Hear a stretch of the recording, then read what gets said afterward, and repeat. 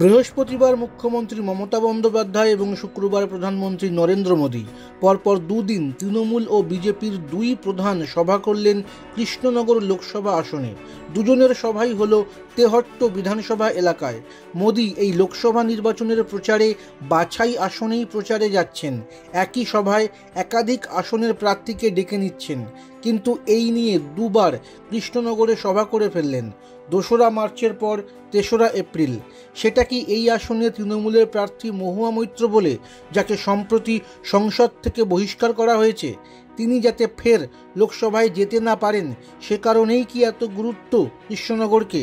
বৃহস্পতিবার মমতা তেহট্টের সভায় বলেছিলেন, কাল আবার মিথ্যা বলতে আসছেন মহুয়ার এখানে, কারণ মহুয়াকে নিয়ে ওদের খুব জ্বালা।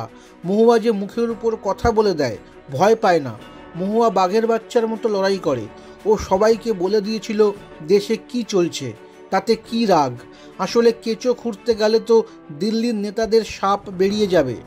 টাকার বিনিময়ে সংসদে প্রশ্ন বিতর্ক এবং বিদেশ থেকে অন্যের মাধ্যমে সংসদের লগইন আইডি ব্যবহারের অভিযোগে কাঠগড়ায় উঠেছিলেন মহুয়া। শেষে স্পিকার ওম বিড়লা তাকে বহিষ্কার করেন।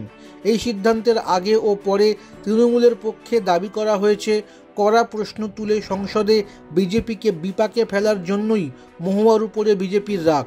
সেই দাবিকেই ফের বৃহস্পতিবার উল্লেখ করেন মমতা।